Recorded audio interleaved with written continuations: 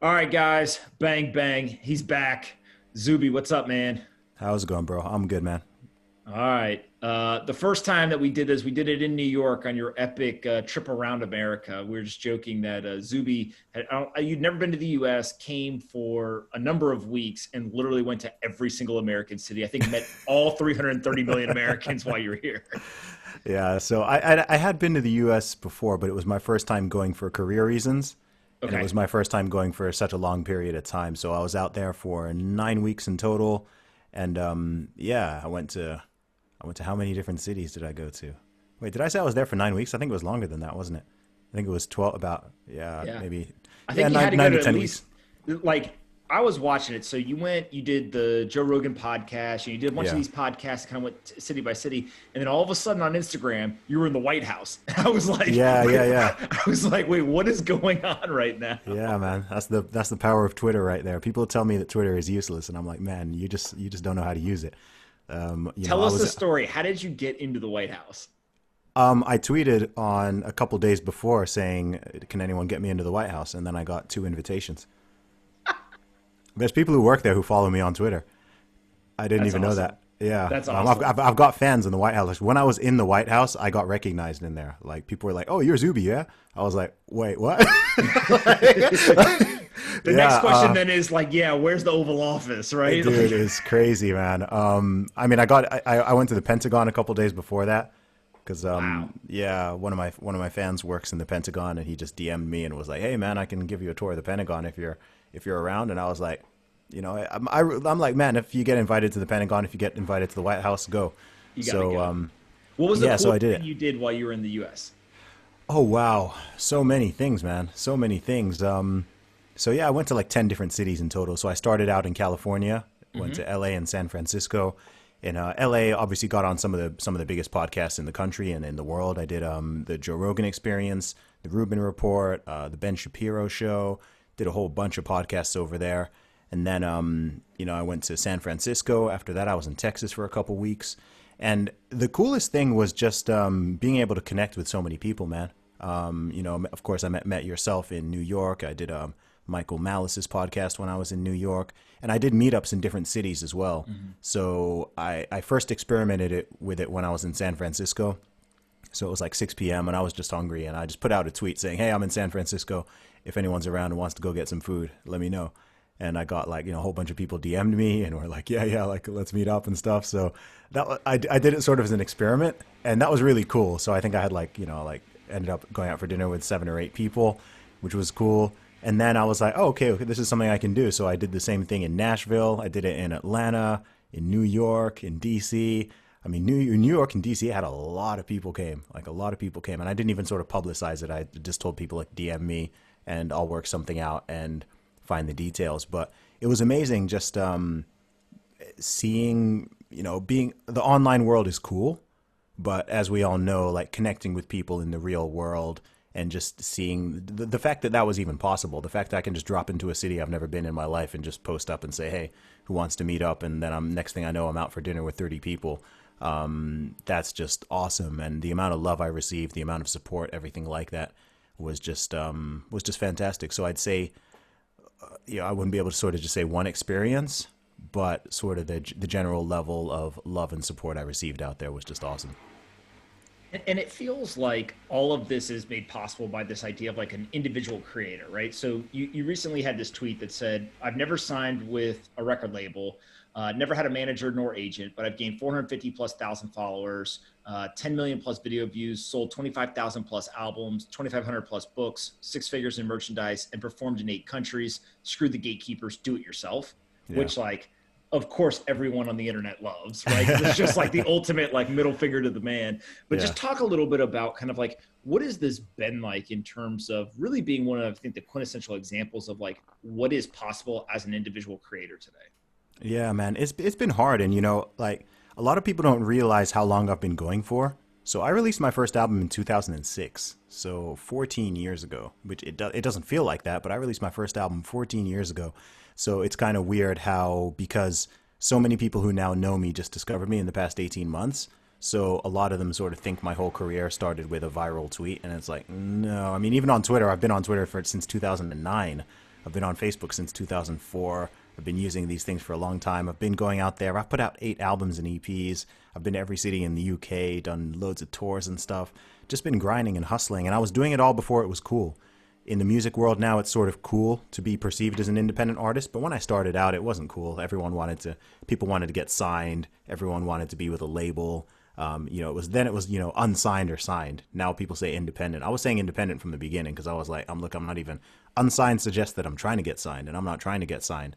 I'm independent. I want to own my own stuff in terms of the business, in terms of the creativity, in terms of the direction I want to go in, etc. And I think so many things are made possible by that, and you just are able to maintain the control, which is ultimately important. And the more a lot of people ask me if I'd signed to a label or why I didn't, etc. And people who tend to ask me that tend to be people who don't know that much about the music industry and the ins and outs. Like people who know about the music industry tend to intuitively understand why someone may not want to take that route.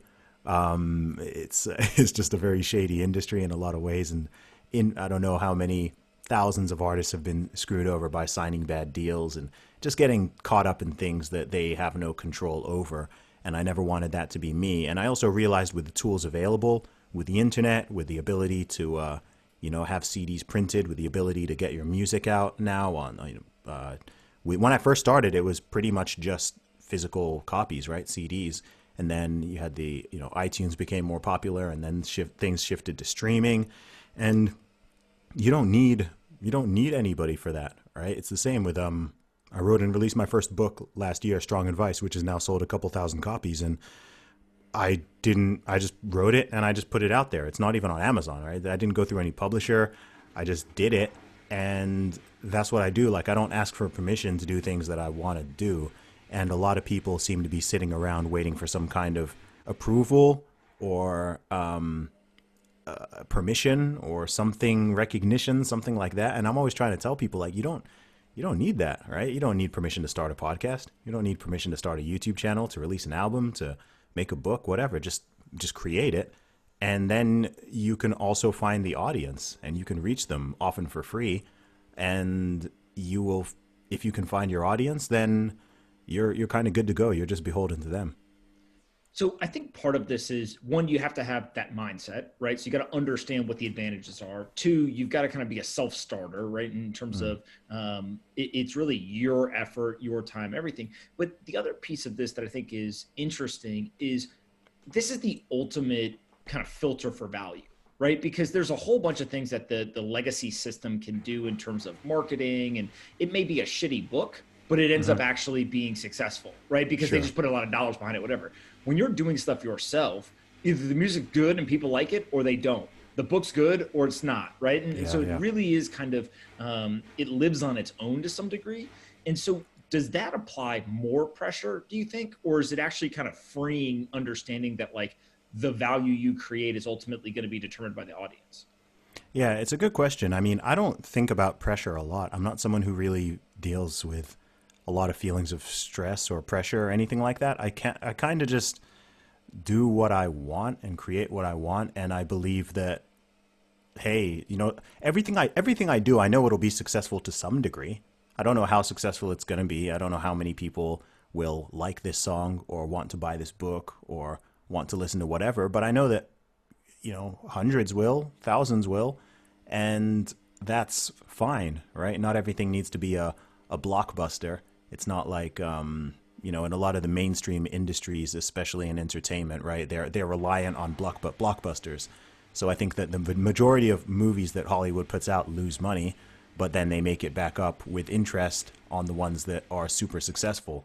Same goes with a lot of record labels and things like that. That's why they care so much about first week sales and second week sales. Like, to me, that's, cool. I want to get a good launch, but I don't plan to sort of just push it really hard for a couple weeks and then stop. It's like, no, like, I released my book just over a year ago, and I'm still promoting my book. It's still selling at the same rate that it was selling when I first, in fact, it might be selling faster now because more people know me, etc.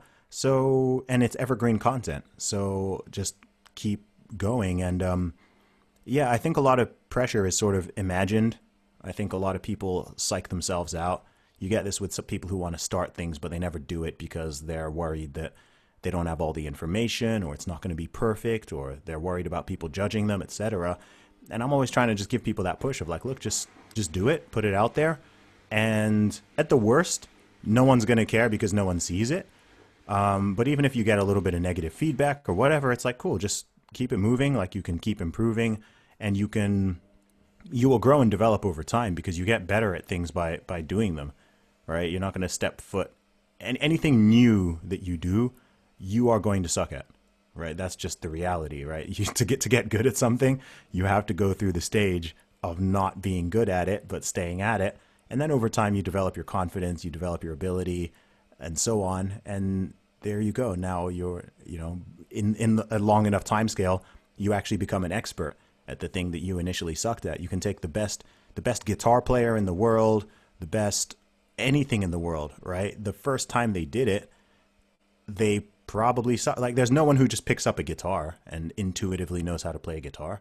Like if you see someone amazing at guitar or drums or some instrument or whatever, they also went through that stage of being terrible. Any person you see, any YouTube channel you see, man, this guy's got 10 million subscribers. This podcast has millions of downloads. It all started from zero. Everyone starts from zero.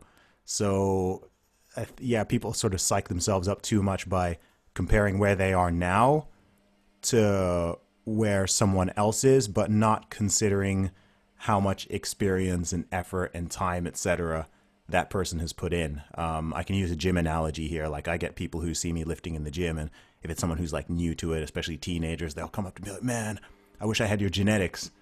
And I'm like, dude, if you saw me when I was like 15 or 16, you wouldn't have been saying that, right? I mean, I weighed more when I was 15 than I weigh now, like 18 years later. So I wasn't just sort of born jacked or with a six pack or anything. It's like a lot of work has gone into it. But once someone reaches that level, it looks like luck or just innate talent, when oftentimes there's a crazy amount of hard work that's gone into it. Yeah, and one of the things that if you take podcasts, for example, or any sort of creative endeavor where you're putting content out, a lot of people are willing to work hard for a month or 3 months or 6 months. Yeah. They don't really have kind of the dedication and persistence to go years and years, right? So you're talking about, hey, you started, 2007, 2008, and kind of been doing this for a very, very long time. If you go and you look at the top podcasts, Joe Rogan started in the late 2000s, right? If you look at the Tim Ferriss, like all of these folks have started very early on. And so kind of 2007 to 2013 timeframe.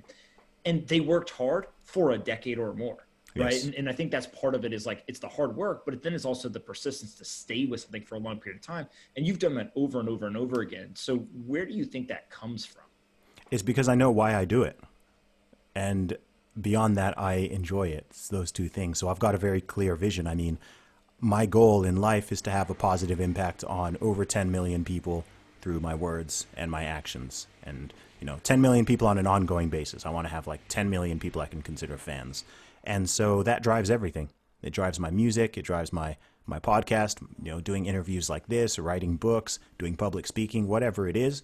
Each time I'm reaching new people, and it's like, okay, cool. I was impacting 100 people. Now it's 500. Oh, now it's 5,000. And now it's 50,000. And cool. Like now millions of people have at least heard of me, and, hundreds of thousands are following and getting the message. And every day they're tuning in to see what is going on, even if that's just on social media. That's a sign they're interested to some degree. So that's what drives me. It's I don't know exactly where that sort of innately comes from, wanting to have such an impact on the world, but I know that that's what motivates and drives me. So it's very easy, well, relatively easy, for me to get over any obstacles or difficulties. And look, I've had I left my full-time job in November 2011, so I've been full-time self-employed since almost 9 years now.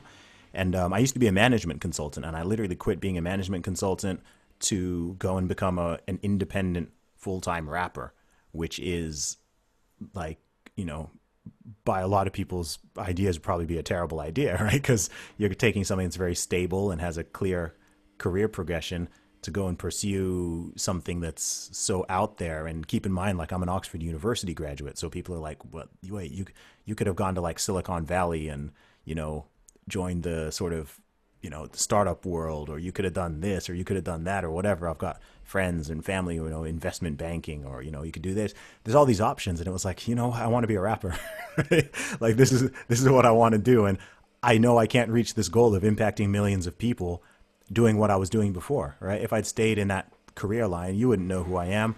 That White House trip wouldn't have happened. I would have never been on Joe Rogan. I would have never had all these cool opportunities to do what I'm doing now and impact all these people I'm impacting now. So for me personally, that's what drives me. And also the things I do, I genuinely love. Like, I genuinely enjoy making music. I enjoy having conversations with people. I enjoy fitness. I enjoy putting out content, etc. So that also helps, because if you enjoy it, then it doesn't really feel so much like work. And I think the secret to your success, we've talked about hard work and kind of the longevity of it, but also you tell the truth, right? You're super authentic, and you're willing to say things that you believe. It's very obvious you believe them. Sometimes those are things that are kind of consensus in society, and sometimes those are things that go against the consensus. And so how do you kind of get comfortable doing that? And kind of what was the impetus for you to say, look, I'm just going to be super transparent and kind of honest with people, regardless of how the audience feels?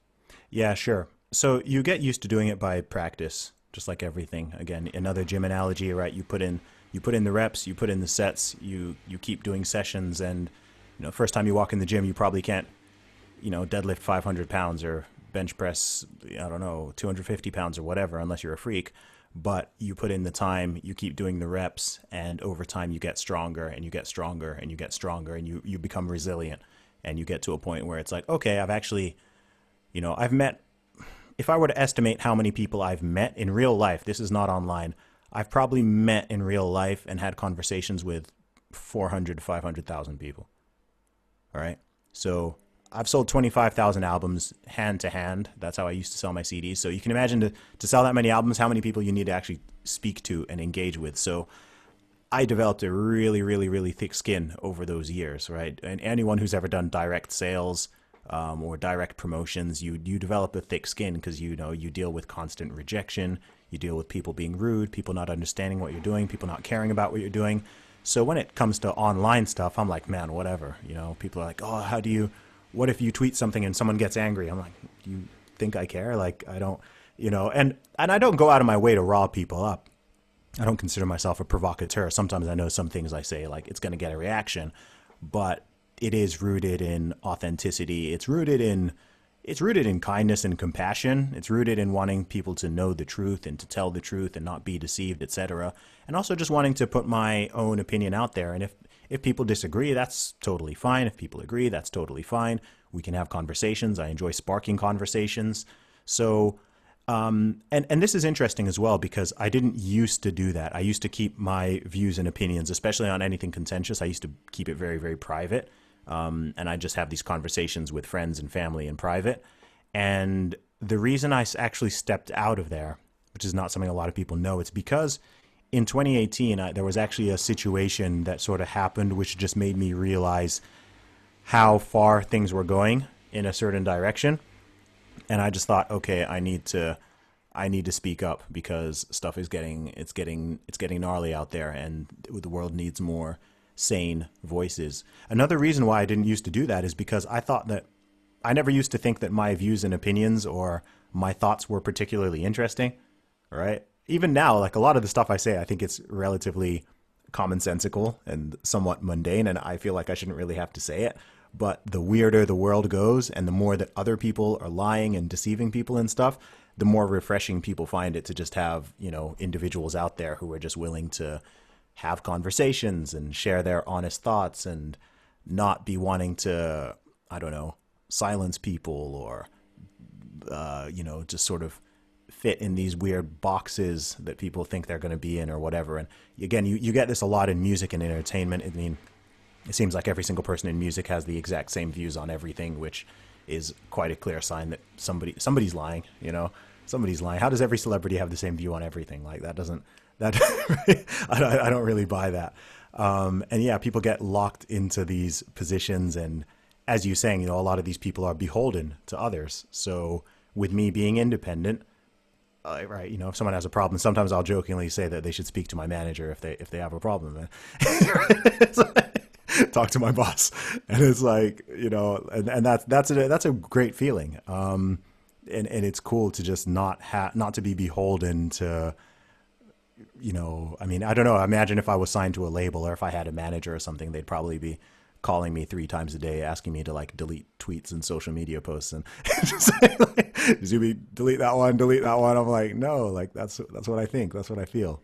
But I feel like that's the power of what you've built, right? It is, I joke all the time and I say that like these, we'll call them personal media companies, you call it independent artists, you call it whatever it is. Like you essentially build this fan base of people who subscribe to you, right? Yeah. And so you create a book, they want it. You create music, they want it. You say something on Twitter, they want to hear about it, right? Like they are all in and they align with you, whether it is on your perspective, on your creative taste, whatever. But it also adds this element of making it much harder for somebody to kind of cancel an individual, right? Yes. Because you basically have this army of people who now you've almost set your own consensus, right? Mm-hmm. Hey, us, for you, 450,000 followers on Twitter, like these 500,000 people are ride or die. Like Yeah. we're in this, and what are you gonna do? Cancel all of us? Yeah, right? exactly. Like that's not going to be possible. And so it feels like that is something that more and more people are figuring out. You figured Mm-hmm. it out a decade ago and have kind of spent time building it, but maybe talk a little bit about how you've seen those times where you have tweeted something that, some people take as controversial or they disagree with, and kind of how they interact with you that might be different than, let's say, somebody who's just got, 100 followers on Twitter. Oh, wow. I mean, my Twitter, I mean, in the past 30 days, past 28 days, I checked my stats. My Twitter's reached done 100 million impressions in the past 28 days, which is absolutely bonkers. It's on track to hit over 1 billion this year, which is just absolutely nuts. The engagement on there is just crazy, like 3 million plus every single day. So, yeah, man, majority is positive, of course. But when you're reaching so many people and so many of them are outside of your sort of sphere of your fan base or your follower base, etc., of course you get the negativity, you get the misunderstanding, you get insults, etc. But like I said, I mean, I don't really, I know why I do what I do and I know why I say what I say. And so the thing I can't deal with is feeling like I'm being inauthentic or feeling like I'm a hypocrite or feeling like I'm saying something that I don't truly believe or I'm wearing a mask and I'm putting on a facade, etc. That's the stuff that would keep me up at night. That's the stuff that would bother me.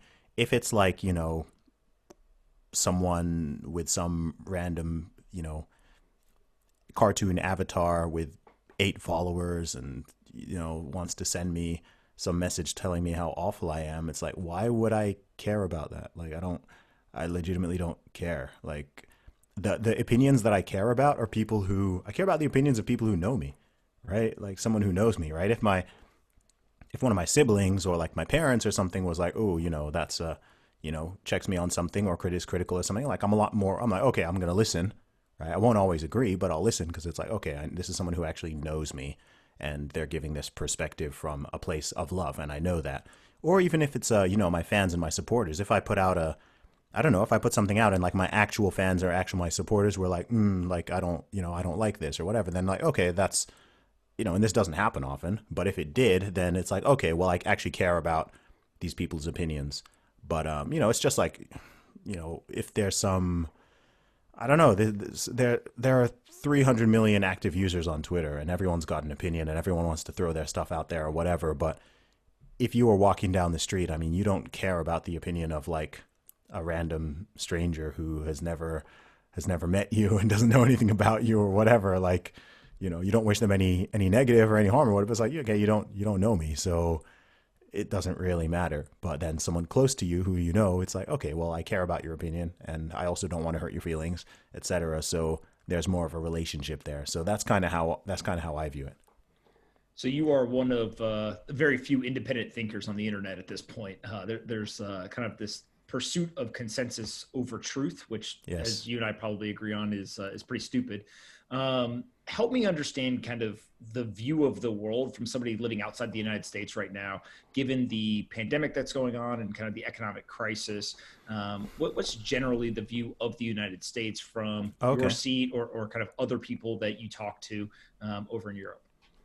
I think the consensus is, I think the narrative, I think the narrative is that some countries, including the USA, I think the narrative is that they haven't handled this very well, and you get that from different angles, right? You have the people who are, think there should have been more lockdowns and things should have been, people should have just grabbed the reins of control and forced people to wear masks and forced lockdowns and instituted fines and stuff. And then you have the people who are, more libertarian minded, who are like, the lockdown was a disaster, destroyed the economy unnecessarily for a virus with a 99.9% survival rate. It didn't make sense to do this, to make all these people unemployed, etc. And, I can understand both of those perspectives. But I think what we're witnessing this year is just a lot of, I think we're seeing sort of every interesting phenomenon in human psychology taking place, right?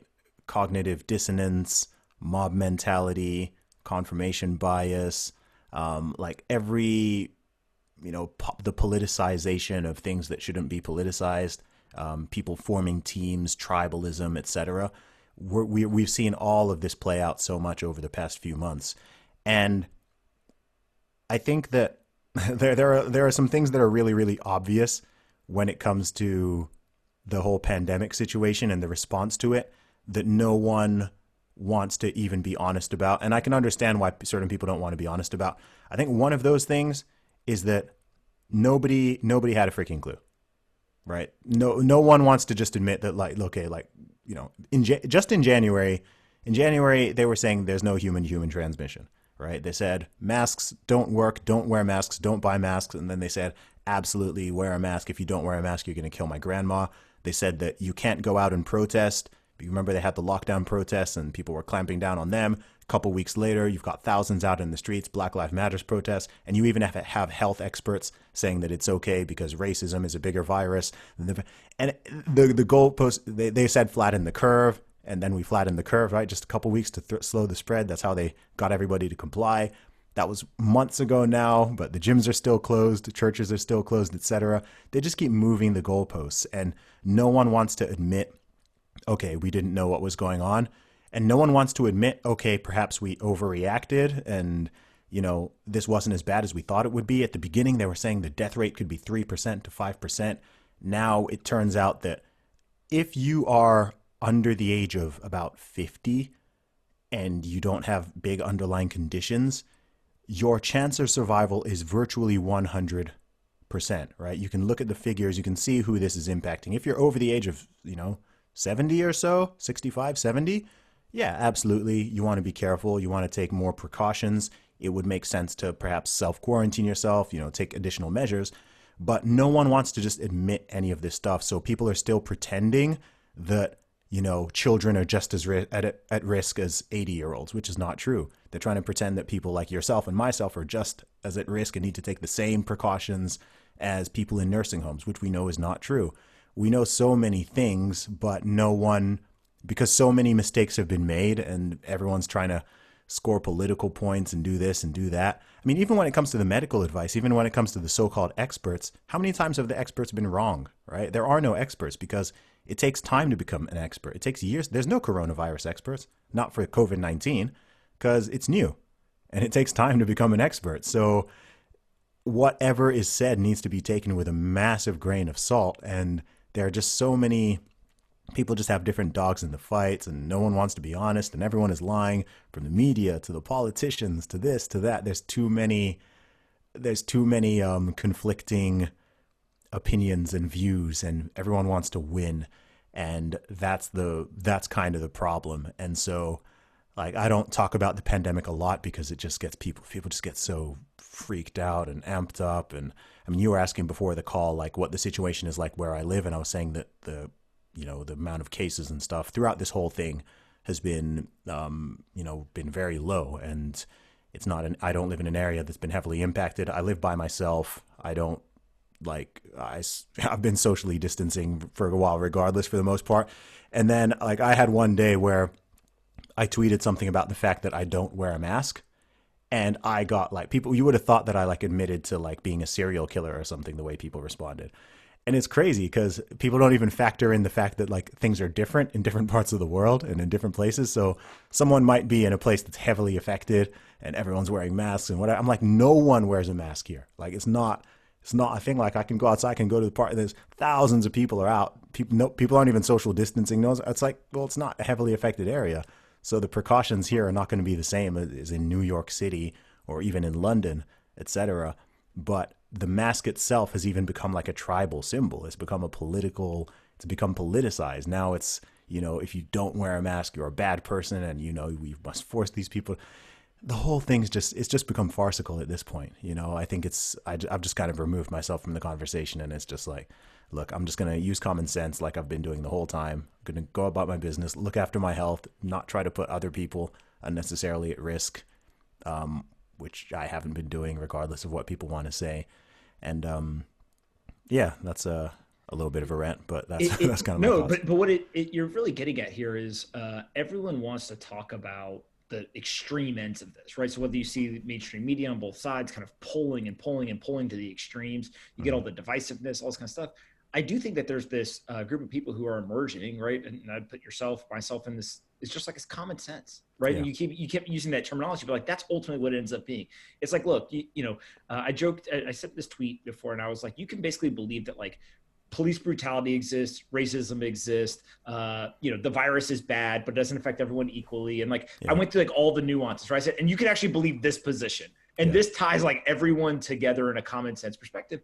And you get people who are literally, they act like you're murdering somebody in the street on camera and they caught you.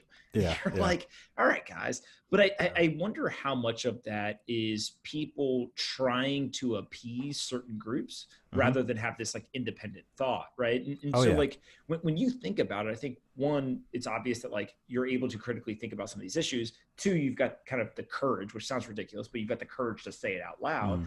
But then three is you become a magnet for other types of people who have this independent thought, right? Yeah. And so like it kind of feels like the extremes of the political spectrum or the way that this information is talked about, they have a head start, right? They've been doing this for years and years and years. Now, all of a sudden there's this like common sense group that they're saying, hey, wait a second. Like, I'm not cool with either one of those extremes. Like find me in the center, find me with common sense. And like that group is actually building in size now. Yeah, definitely. I mean, I think a lot of people look, it's natural and it's human to seek approval of others. And it's also natural to want to appear to be a good person. And so you see this with all these different narratives. If you want to talk about things that have happened with this year, why on one day were people posting black squares on Instagram, right? It's because they think that makes them a good person. It's not because it doesn't do anything, right? It doesn't stop racism. It doesn't help police, but it doesn't do anything. But people want to appear to be a good person. And it's a very easy way to signal that you are a good person. And then you can also admonish people and demonize people who didn't post the black square, right? I had white women unfollowing me on Instagram because I didn't post a black square. So like, despite me. You're a racist, Zuby. You're so racist. Yeah, like it should be kind of obvious that I agree with that, my life matters and those of my family, etc. And I don't need to post a black square on Instagram to sort of signal to the rest of the world that I believe that, and I don't like the sort of performative virtue signaling. Or similar, like I said, with the whole mask thing and the way people responded, right? People feel like good people, they've created this sort of narrative of like good people want masks, and not only do they wear them, but they want to force everybody else to. And, bad people don't, right? There's been this whole kill your grandma line, which has sort of almost become a meme at this point. No one has explained how someone who doesn't even have the virus is going to pass it on. But, that seems to be details to people. So I think, that's what's happening. It's very performative. It's people wanting to fit in with their tribe and signal to their tribe. It's people wanting to, show that they are virtuous citizens and that they're behaving well. Not only are they behaving well, but other people are behaving poorly. So I'm going to point out, you're getting seeing a lot of these videos of people running around with their cameras and, shaming people for not wearing masks or trying to shame people for this or that. And I'm just like, this is really silly. It's really silly. It's not productive. It doesn't unite people either. And also it's just ineffective. I mean, if you want to like look at the facts and the data, but people are more emotionally this whole year has been emotionally driven. It's very everything is very emotionally driven. There aren't a lot of people who are like, okay, let's be reasonable, let's be fair, let's not be like super partisan about this. Let's just look at what works and what doesn't work, and let's also just use common sense. But people don't want to do that. And once someone is dug into a position, then there's that sort of sunk cost fallacy where they feel like they need to just keep doubling down and doubling down and doubling down. No one wants to just admit and say, okay, like with this whole virus thing, right? It's been bad, and it's been very bad in certain areas, but it's also true, right? That can be true. And it can also be true that in many ways and in many places, the reaction there was a huge overreaction, right? Was it necessary for 42 million, was it 42 million Americans lost their jobs so far? The latest number as of today is 52 million Americans in the last 4.5 months. 52 million. So what's that? That's like maybe a quarter of the working population, I'd guess. Yep. So one in three, basically. okay, 1 in 3. So that's with that number. And then, as we know with the virus, with the data come out from the countries, strongly suggests overall that it seems like the chance of someone, a random person dying if they catch this virus is less. I believe it's under 99 point. It's their survival rate, I think, is over 99.9%, right? This doesn't mean that you want those 0.01% to die, but for 52 million people in one country to lose their jobs over the response to something with a 99.9% survival rate, does that sound reasonable? And this is not considering the long-term effects, even in terms of health, even in terms of people's livelihoods, survival, etc., right? There's people created this false binary, which was like, okay, completely kill the economy and save lives, or save the economy and kill everybody. And it's like neither of those weren't their true positions. It's like you can have a response that is moderated and is not necessarily one size fits all, and you can keep the economy going. Because you have to remember when people think of economy, a lot of people think of like the stock market, or they think of some chart. It's like, no, the economy is people. Like, I'm the economy, you're the economy. If no one is working, then nothing, like everything stops working. You'll love this stat. In the U.S., what do you think of the federal government's budget every year? So the money they spend, what percentage goes to support people over the age of 65? Oh boy, what percentage? I have no idea. I'd guess it's pretty insignificant though. 40%. Oh, 40. Oh. So 40% of the U.S. government's budget every year goes to support people over the age of 65. So wow. Here's okay. why that number is interesting to me, because it basically is showing that the economy, in terms of running, those are the people who are most kind of susceptible to the virus, are also the people who get majority, if not, almost 100% of their livelihood coming from the government, right? Okay. So whether the economy is open or closed, they're still getting financial kind of benefit. It's everyone who's basically on the lower end of the age brackets that are least susceptible to the virus. They're the ones who get hurt the worst by the shutting down of the economy. Oh, wow. Right. So you have kind of this weird thing where the people that you're trying to protect could actually go into like very hard quarantine, and you leave the rest of the economy open. You could save lives, but not hurt, the 20, 30, 40, 50-year-olds. Right. Yeah. And so when I saw that stat, I was like, I was with you. I thought it was a very small number. When I saw it was 40%. I guess that makes sense. I was like, is that like pensions, pensions, all the Social Security. I mean, just all kinds of different government programs, all that kind of stuff. And so again, I think part of this is like, there is not a black and white world, right? There's this gray area where there's probably a pretty intelligent solution that can address both problems.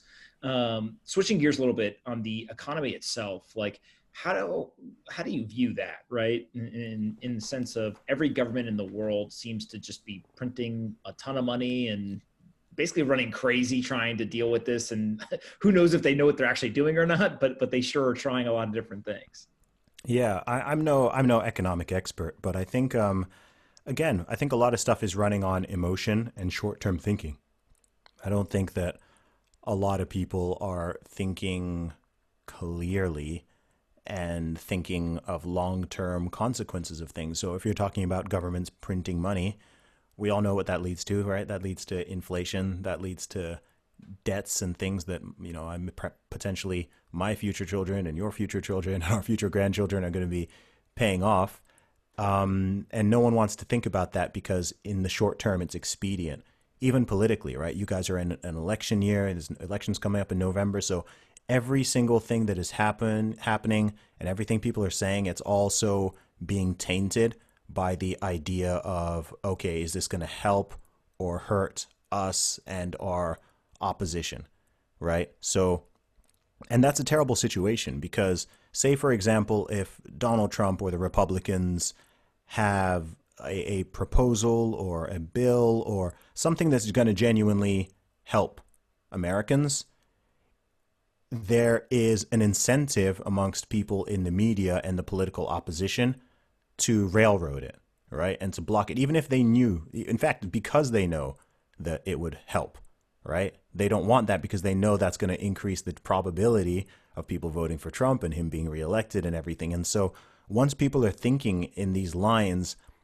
the what's best for people is totally sidelined, right? They just start thinking, okay, what's best for our political strategy? How can we increase our chances of election, et cetera, right? There are people, they probably won't say it out loud, but there will be people who are really, really hoping that stuff does not recover because they don't want Trump to be reelected, right? They're so opposed to him that they would rather America suffers and Americans suffer just so they can get this guy out of the White House. And as soon as you're thinking that way, and this could run in either direction. I'd say this the same if whoever was in power and the opposition. I just think that this is very, very clear right now that people are just so partisan and tribal that they just want what is expedient in the short term, and that's a shame. It's a shame, and it's actually a big problem. And in terms of the economy, I don't know. I don't know what the long term repercussions are going to be. I think it's going to be pretty bad. I mean, here in the UK, they've had this furlough scheme, so there hasn't been the unemployment numbers haven't sort of hit as hard as they have in the US. What is the scheme? So the government, so people are being furloughed. So essentially, the government is paying millions of people 80% of their salary during this whole period. Right. So the government is paying people 80%. So all the people who are not working, the vast majority of them, they've been furloughed, right? Instead of just losing their jobs outright. But what this means is, of course, I don't know how much that's costing the government, but also it means that a lot of the impacts are delayed. So in the US, you guys kind of got hit like straight off the bat, boom, 17 million this week, 20 million this week, et cetera. But in the UK, we don't even know what those long-term unemployment numbers are going to look like because it's all being sort of propped up, but it might come to sort of September, October, et cetera, when the furlough scheme ends. And then, some of these businesses have shut down. Some of them are going to lay off a bunch of people. Some of them are going to convert more to remote working, et cetera. So we don't yet even know here in the UK and perhaps in other European countries what the sort of impact is going to be even just later this year. It could happen that, okay, millions of people by December are now out of work, even though they sort of feel like they're still being paid right now, but they might go back and sort of get that bad news, et cetera. And then, of course, the long-term damage. I don't know. And taking kids out of school for so long, and there are a lot of things that, again, I just don't think people have really people didn't really sort of sit down and consider and think about. There was the panic, and the panic and the freak out was initially justified, right? If the virus really had a 5% kill rate, then okay, going on super lockdown and waiting until you've kind of got more data and more information. And remember, the thing was because they didn't want the hospitals to be overwhelmed, et cetera. But it's like, okay, that happened. The curve got flattened. Hospitals were not overwhelmed. There was enough PPE. All these things that they were worried about came to pass. But then it was just like, no, more lockdowns, more lockdowns, more lockdowns. And it was like, even now, people are literally calling for the lockdowns to keep being extended. And when they get closed, and it's just like, there has to be a transition plan here, right? This is not something you can just carry on indefinitely without consequences. What it feels like almost is the government saw this coming and they were like, hey, you know what? We're going to step in and intervene and we're going to provide a bunch of programs and ideas and even mandates in some cases to like bridge the gap, right? So Hmm. if we're going to shut it down, there's a bunch of people who may lose their jobs. But if we go on lockdown, it'll be over in 4 weeks and then we can kind of bridge everybody. And then like the economy will reopen and everything will be fine, right?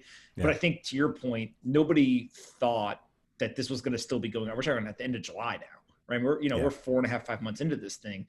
Nobody thought it was going to go this long, and so you No. can see most of the programs end. In the U.S., they had like this beefed up unemployment insurance. It ends at the end of July, right? The Okay. the PPP loans, which basically they gave to businesses to not fire employees.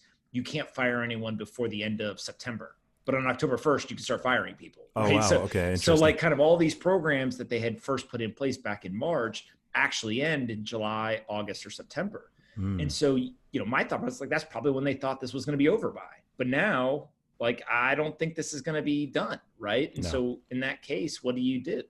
And look, there's no right answer, but it No. just feels like, in the UK, in the US, like everyone everywhere is dealing with it. And your point earlier about just say, hey, we don't know. Right. Yeah. We're doing the best we can with the information we have today. You Hmm. almost set yourself up for better response later on because people don't say, well, you were acting like you knew what was going on earlier and you were wrong. Right. Yeah. When you kind of approach it as, I don't know, but here's the information we have and we're going to make the best decisions we can. I think people are less mad later on because they understand, this is a human process that's really built on just the information you have. Yeah. And the thing is, and telling the truth is not incentivized. It's not incentivized. I mean, I remember, when Boris Johnson, fairly early in the situation, he said people are going to die. Some of us are going to lose family members, and he was shellacked for saying that, even though it was the truth. It was the truth, right? Some people will die. That is literally the truth. And you're not supposed to say that as a politician. You're not supposed to say some people are going to die. But it's the reality. And it's also a reality that we implicitly accept every single day. And when people, don't understand that, I say, okay, why don't we reduce the speed limit on highways to 20 miles per hour? Why don't we do that? That would save more lives. That would save more lives than all of the stuff we're doing right now. But we know that that is not feasible, right? If you want to save lives, ban alcohol, ban cigarettes, ban sugar, right? That'll save lives. You want to talk about saving American lives, saving British lives? That'll save way more than any coronavirus. But people understand, okay, we all implicitly accept certain risks in society. And so every time you get in a car and you drive on the highway, every time you do this, every time you do that, we are taking risks. And not only is it for us, right? Because we're also putting other people at risk. If I go and I drive my van on the motorway, I'm putting other people at risk, right? I'll drive my best, but I could be a hazard to somebody, right? So we all do this all the time, and we've been doing this forever. But suddenly, people have like sort of lost the plot and aren't understanding that. Look, we all take risks, even when it comes to this mask thing, right? 60,000 people a year in America die of the flu. 60,000 a year. That's half of the coronavirus. And the response is 0% of what the response has been, right? And that also kills children, by the way, right? Coronavirus doesn't really affect kids. Flu does kill children. And no one, like flu season, you don't even know it's flu season, right? No one's wearing a mask. No one's social distancing. People are just getting on with things and taking normal precautions, and nobody thinks about it because the media doesn't spotlight it and highlight the fact that 60,000 people, there's no running, flu death count on the news, etc. So people respond in a very different way. And it's, if you have the power of the media and you know how to sort of use data and statistics to your advantage, it's very easy to make people freak out over things, right?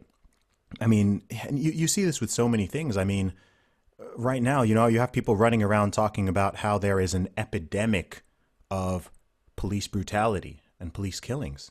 No, there's not. No, there isn't. Right? And a video online, look, what we all agree, what happened to George Floyd and what's happened to in similar cases is absolutely terrible and should never happen. But to say that it's an epidemic, to say that this is like everyday life for Black America, I'm like, no, it's not. Right? That's hyperbole. That's emotion.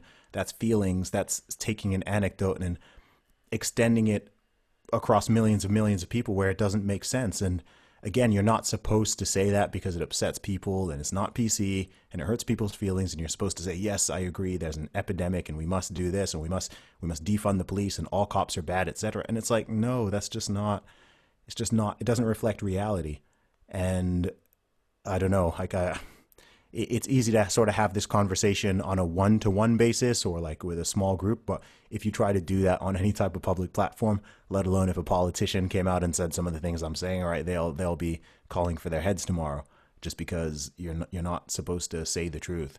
Yeah, but it gets back to consensus over truth, right? Yes. Is everyone wants to pursue the consensus via the truth. And the part to me that I think is just hitting me over the head is how much society lacks good grounding in science and math, right? I mean, if you really think about this, by the way, I'm not an epidemiologist, neither are you, right? I'm not a mathematician, neither are you, but there's some basic things that everyone should be armed with, right? And being able to kind of see a problem and be inquisitive enough or kind of intellectually curious to go get the data, look at the data, and be able to make very, very clear distinctions between is this statement or this consensus directionally true or not. It feels like we just haven't armed people with that science and math kind of understanding to do it, because you literally see, my favorite is they keep showing the aggregate amount of cases in countries. So they'll compare, a country that has 9 million people with a country that has 330 million. Oh yeah. And all they'll say is, well, this country has 100,000 cases and this country has, only 1,000. Yeah. It's like, hold on a second, time out. Like, yeah, dude, taking one step further, we have no flipping idea how many cases there are. We don't know. We have no idea. Like, we literally have no idea how many cases there are. You're in you're in Europe, so you probably didn't see this, but in the United States, there was an article that went viral across a lot of these kind of non-mainstream media. But basically, I think it was in Florida, a guy died in a motorcycle accident. Oh yeah, like literally motorcycle accident, COVID death. Yep. And now, look, I understand the financial incentives that the hospital or whatever gets paid if it's a COVID, like, it makes complete sense when you understand what the incentives are. Exactly. But that's the type of stuff where that one kind of anecdote, I come out and say, we don't know. I don't know if it's overcounting or undercounting, because there's a whole bunch of data you can look at that can tell you both stories. But what I do know is that guy probably didn't die from COVID. He probably died from a motorcycle accident. Even this is the thing. We don't really have proper data even. Right? We don't have we literally have no idea how many people have had coronavirus. Have you been tested? I have not. Have you? No. Yeah. We could have had it. I don't know. Yep. I could have passed through me all right. I don't know. You don't know. Most people have not been tested and certainly haven't had the antibody test. So we literally don't know, right? Half of New York could have had it, right? 4, 5, 6 million people could have already had it. We don't know. It could be. We literally do not know. So even when you're talking about, you're trying to do these calculations, and even if you're talking about like death rates or hospital, they're basically made up numbers, because it's all based on the more people you test, the more the cases there are, right? So if you tested all 330 million Americans, then the number of cases, inverted commas, would probably spike like 20x. Because you've actually tested people. You want to hear an even crazier one? So my brother recently started writing a bunch about the business and money behind sports, right? So he creates this thing. And when he first started, I was like, what's he going to write about? He's going to write about the contracts of somebody or whatever. But earlier this week, he put together a piece on COVID testing of professional athletes in the state of Florida. And what ends up happening is these professional sports are all restarting their leagues in that specific state. And they're doing things like 10,000 tests a week for the players, the trainers, the coaches, the support staff, all this stuff. And they're trying to make sure inside of these like bubble-like areas. Well, the professional athletes get the results back in 12 to 24 hours, but the general public is supposed to get it back in 5 to 7 days and could take up to 10 days. And so he basically was like, look, you can't, make a direct comparison, but there's definitely this like, one group gets to get the results faster and has better access to testing versus another group. And so when you start to test the public in that scenario, all that number that gets reported is, here's how many people tested positive. Yeah. But it could be that the percent of people being tested is going down. But again, it's just this aggregate number, and it's on CNN and all these places. And it's like, hey, here's how many people got tested. Or in the NBA's case, they say nobody has tested positive in the last 2 days. Yeah. Hey, that's great, but there's like 300 people, Yeah. right? You could have tested 2 people. Yeah. Like it's just to your point, I think we don't know what the data is, and it requires people to just say that. Like that's not a Mm. bad thing to say, is we Yeah. don't know. Yeah. And actually that's probably the more intellectually honest thing. Yeah. But the incentives are messed up. This is the problem. Yeah. I think everything we're saying, it comes back to incentives, whether you're talking at an individual level, society level, uh, sort of science level, politician level. It all just comes down to incentives, and the incentives are not, people are not incentivized to be honest and tell the truth. People are absolutely not incentivized to admit making mistakes. People aren't even incentivized to do the best thing for the citizenry in some situations, because, and it's a shame. And I don't know the solutions to all these things, but I think that trying to be rational and clear thinking, and to at least be willing to discuss them without trying to demonize people, is normally a good start to fixing anything. You're making too much sense there, my friend. To finish up, what's next for you this year? You got kind of half a year left in 2020. What are you working on? Yeah, man. Well, doing more of everything I'm already doing. So got more episodes of my Real Talk with Zuby podcast coming. I've had some appearances on some fairly big shows which are coming out. I am going to start writing my next album. I do want to release a new album in 2021, so I want to get back in my music zone and just spend a few weeks, maybe a month. I'm gonna just get an Airbnb in some random city and just vibe out and make a bunch of new music. So new music is coming. My plans have been stifled, like I said, until the travel situation goes back to normal. I was hoping to spend a lot of time out in the States this year, but that can't happen until the travel ban is lifted. So just kind of doing more of what I'm already doing and continuing to develop and grow and do it better. I already do all the things that I want to do. I'm just trying to do them more and do them better and reach more people with them. So yeah, can expect more of everything you love about Zuby. I'm a fan. Anyone who has not listened to the music or read the book, you're an idiot. Go do it. Where can we send people? Twitter, and where else you want to send them? Yeah, sure. I'm at Zuby Music, Zuby Music, on all social media platforms.